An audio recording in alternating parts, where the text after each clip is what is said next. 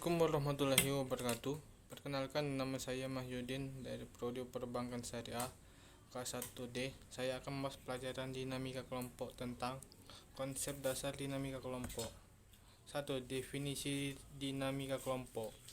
Kata dinamika berasal dari kata dynamics Yunani yang bermakna kekuatan, dalam kurung force.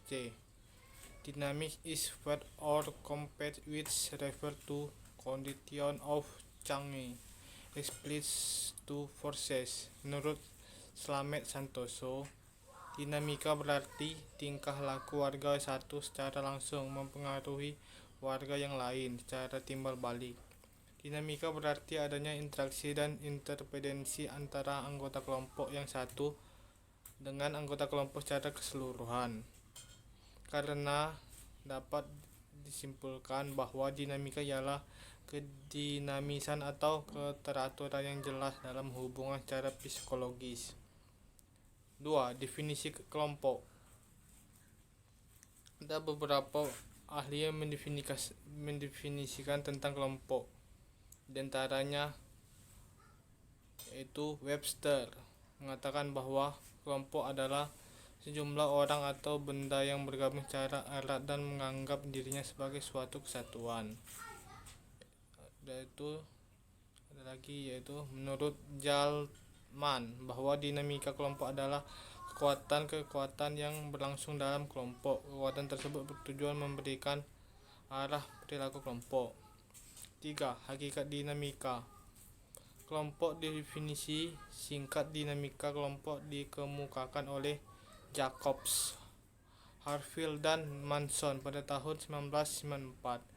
Dinamika kelompok adalah kekuatan yang saling mempengaruhi hubungan timbal balik kelompok dengan interaksi yang terjadi antara anggota kelompok dengan pemimpin yang diberi pengaruh kuat pada perkembangan kelompok. Norma dan nilai kelompok.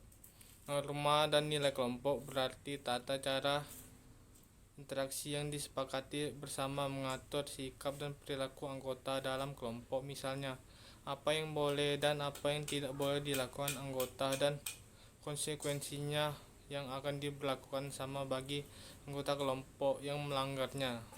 Setiap kelompok mengerti akan norma, baik yang tertulis maupun yang tidak tertulis, sebagai pedoman bagi setiap anggota, bahkan menjadi jiwa atau sepakat dalam mencapai tujuan kelompoknya.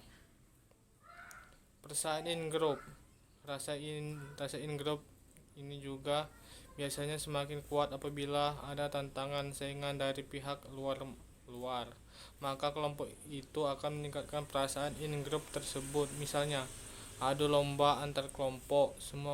Semua anggota kelompok akan menjalin persatuan dan mencurahkan pikiran, tenaga, dan swadanya untuk memenangkan perlombaan tersebut. 2. Pimpinan suasana kepemimpinan. Setiap kelompok mempunyai pemimpin. Fungsi dari pemimpin ini tidak lepas dari bentuk, sifat, dan ciri-ciri yang dipimpinnya. Persamaannya terletak pada operasionalnya, yaitu bentuk pemimpin yang mempunyai kewajiban untuk memajukan kelompoknya untuk membawa dan mengerahkan anggota mencapai tujuan, mengaktifkan anggotanya, dan memperhatikan kesejahteraan anggotanya. Dengan kata lain, dinamika dari suatu kelompok bersumber dari kedinamisan pemimpin dalam menjalankan fungsi kepemimpinannya. Pertumbuhan dan perkembangan dinamika kelompok.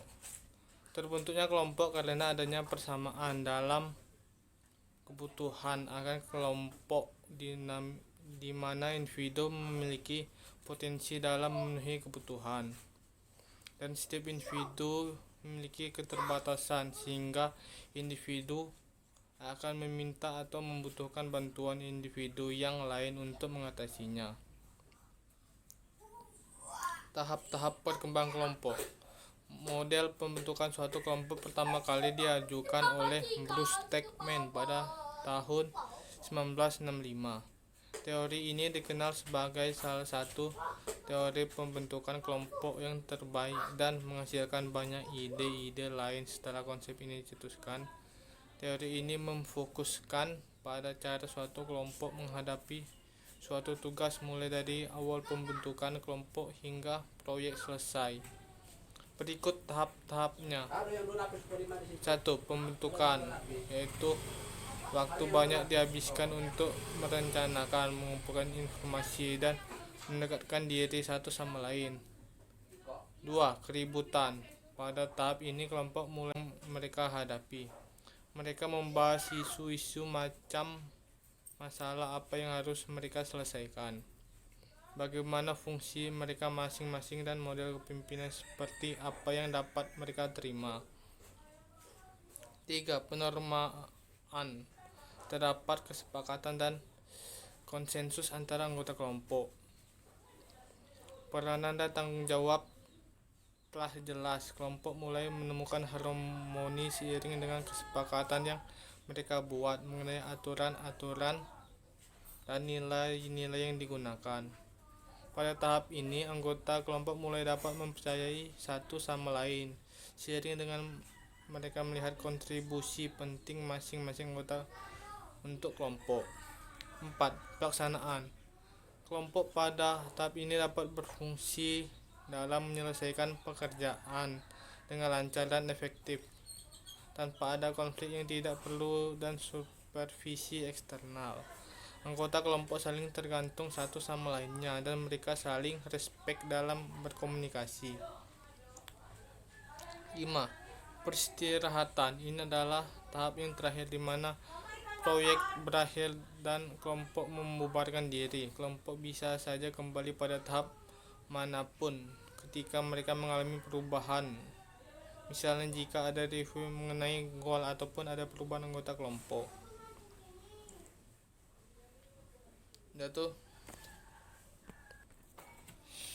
Perkembangan kelompok sebenarnya banyak dikemukakan oleh para ahli. Crux pada tahun 1994 mengemukakan perkembangan kelompok ke dalam 3 fase, yaitu 1. Fase orientasi, yaitu individu masih mencari atau dalam proses penerimaan dan menemukan persamaan serta perbedaan satu dengan lainnya. Pada tahap ini belum dapat terlihat sebagai satuan kelompok, tapi masih tampak individual. 2. Fase bekerja. Anggota sudah mulai merasa nyaman satu dengan lainnya. Tujuan kelompok mulai ditetapkan. Keputusan dibuat melalui mufakat daripada voting. Perbedaan yang ada ditangani dengan adaptasi satu sama lainnya dan pemecahan masalah daripada dengan konflik. Ketidaksetujuan diselesaikan secara terbuka. 3. Fase terminasi. Fokus pada evaluasi dan merangkum pengalaman kelompok. Ada perubahan perasaan dari sangat frustasi dan marah menjadi sedih atau puas, tergantung